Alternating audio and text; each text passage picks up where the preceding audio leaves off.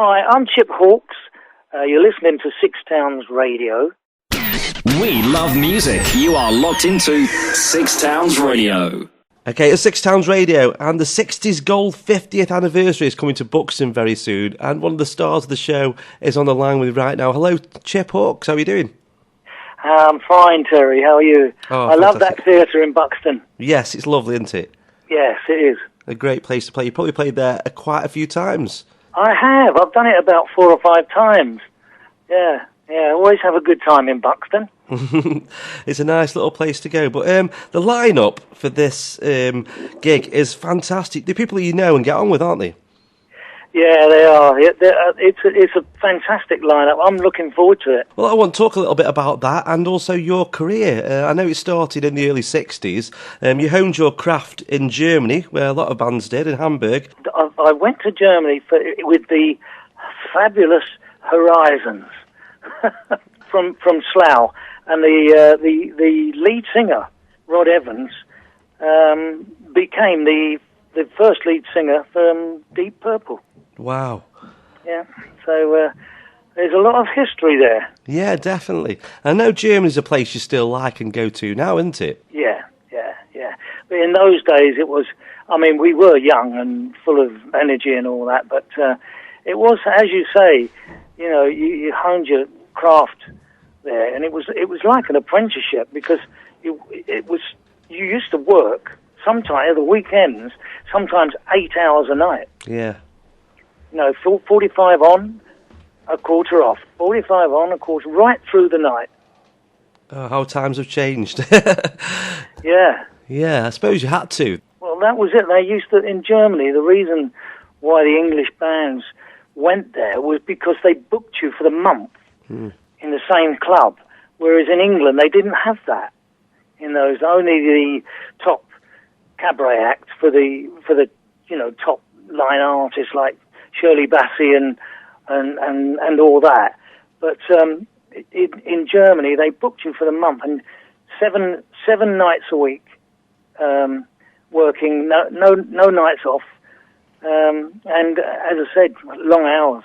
Yeah, I can imagine. And the bits in between the gigs, how did you fill that time up? Because you were often on stage, and you said 7 nights a week. Oh, yeah. Well, Hamburg is, and it still is, 24 hour. It's 24 hour.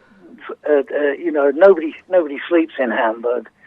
It's open 24 hours a day, and of course we've finished the gig, and just go out on the town and down the Reaper Barn. I suppose that's all you could do, so that's what you were used to doing. Yeah, and that's how we filled the time up. And of course we slept for the morning, and that was it. The rest of the time was playing. Yeah, and then you came back, and a little later on joined Brian Poole and the Tremeloes. A great decision. Yes, I did. I came back. I think I was back about a year, and I got an audition with Brian Poole and the Tremeloes, who were one of my favourite bands at the time. Yeah, and passed the audition. One of the best decisions you ever made. I know Brian stuck around for another year before going solo, but the Tremeloes carried on for many a year, having so many hits, a lot that you wrote as well. Yeah, it was a start for me. I was lucky. This business is a lot to do with luck. I nearly stayed in Germany for another month, and if I had have done, I wouldn't have met the band, and I wouldn't have had the audition and all that. It's funny how things happen. It's fate, really. Yeah, you say it's a lot to do with luck and making the right decisions, because picking Silence is Golden, which was a Four Seasons B-side, was a great decision as well. Well, we used to do that on stage, live, and the decision really wasn't made by us. It was made by someone from the record company, and they saw us on a Holly's Kinks and something package show, we were on, and the song, the track was going down a storm on stage. We had Here Comes My Baby in the charts, and he said, look, you've got to record that song. it's a massive hit. Yeah. And we didn't even know. So on the one day off in the tour, they made us come down to London and record it. And the rest is history. Science is golden, and so was the disc you were given. That was golden because it sold out all around the world. Yeah, it did. It was one of those.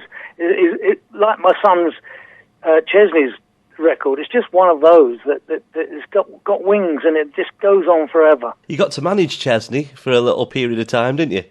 Yeah, that was a decision I had to make when I left the band, because I was doing too much.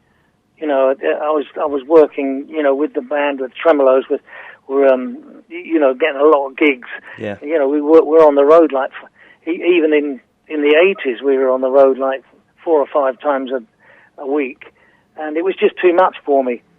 And I decided to leave the band and manage my son, which was, you know, the right decision at the time. That song, the one and only, was so big. It still is so big. You hear it all over the place. The first time you heard it, did you know it was going to be a hit? Well, I was I'm not blowing my own trumpet, but I was the one that found the song. Yeah. One of my mates worked for Warner Chappell Publishing, and I was just in his office one day, and he just played me a few Nick Kershaw songs. And he'd been off the scene for years at the time, and I just picked it out and said, "Wow, that's a number one. That is massive." Yeah. And I liked it, and Chesney recorded it, and once again, history was in the making. Oh yeah, definitely. And I know Chesney's doing gigs. In fact, you performed father and son with him in Germany, didn't you? Yes, yeah. Well, I did it the other day, funny enough, at the Rewind Festival in Henley. You know, if I go to a gig, invariably he gets me up to sing a couple of songs, you know, with him. He loves it. He loves it. He's very homely like that. Yeah. Loves his dad getting on stage with him. I know you've formed a few different bands. You've got your 60s All-Star band, which we'll talk about in a second. But have you ever thought of doing a little bit of a family tour? Yes. Yes, we have. Actually, I mentioned that a few years ago, but Chesney was doing so well on his own, you know. He didn't need an old fart going around with him. But now he's sort of changed his mind a bit, and we're thinking of getting that together. Yeah. Because as you know, we got his brother is his drummer, of course, and Jody, and I've also got a daughter in the business that lives in America, and we could do the Partridge Family. That would be perfect, that would, the Hawks on tour. Yeah. I don't see what's wrong with that. No, not at all. I think it's got legs. And you've worked with so many people, but you put your own 60s band together, which give you scope to do a variety of songs. Tell us a little bit about that band. Well, you know, I've been quite ill for the last couple of years. I was diagnosed with cancer, but we won't go into that. But I went into remission and all that. But in the meantime, I sort of had to stop playing. Yeah.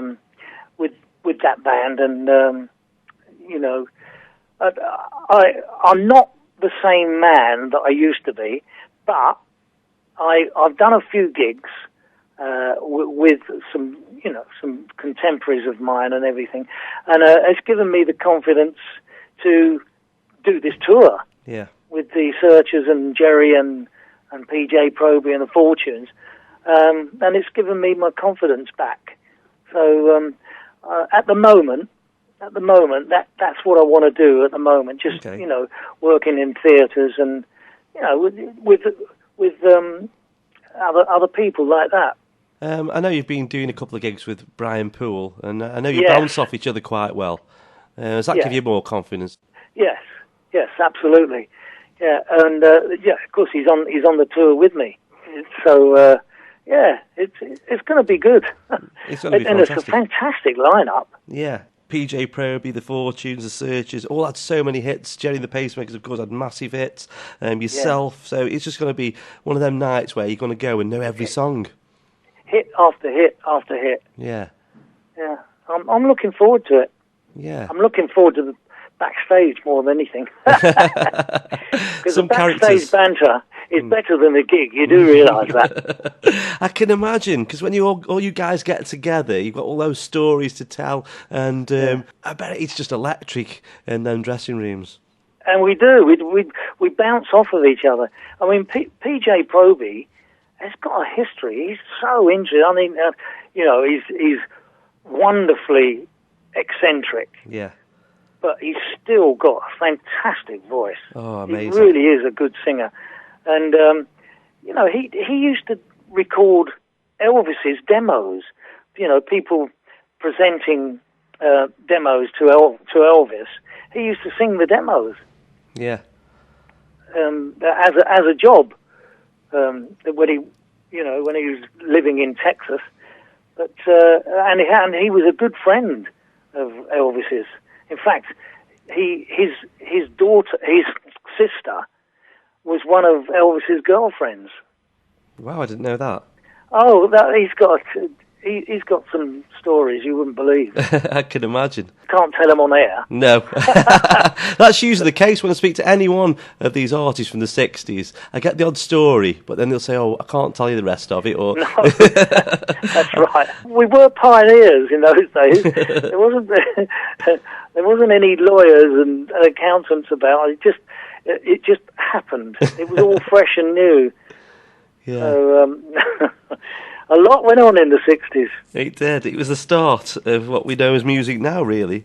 Yeah, it was. Yeah. Well, it comes to Buxton on the 12th of October. You said you played there before. Looking forward to it. It's going to be. Yeah, I'm looking forward to it as well. Yeah, it's going to be an amazing night. Well, if people want to catch it online, if they just Google Chip Hawkes, they go straight into the website, and the dates will be on there. Yeah, and there's other stuff on there where they can find out more about you. Yeah. Interesting. Yeah, if they don't know already. Well, the internet's probably got stories about you that aren't even true, but that's what it's there for. Yeah, oh yeah, that's for sure. Yeah, well, it's been amazing talking to you today, Chip. You too, Terry. Yeah, and enjoy the tour. Thank you very much, mate. Bye.